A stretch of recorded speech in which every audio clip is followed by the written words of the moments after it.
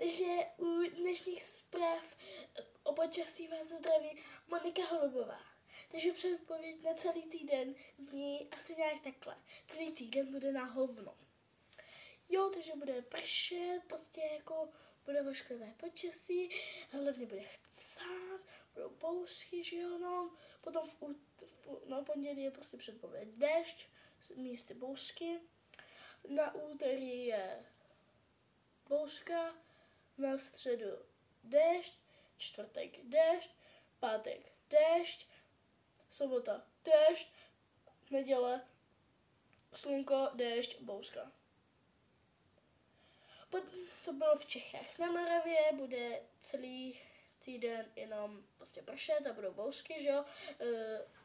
Povodňový stupeň se blíží, budou tam i povodně, takže asi tak.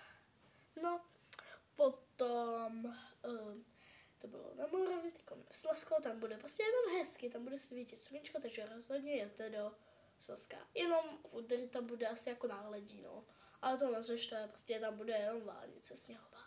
To je jedno, prostě jenom náledí a sněhová vánice. Takže trošku si tam můžete zajezdit, i když je léto, to nevadí, to je klasický v Česku. No, takže asi tak, no, jakože.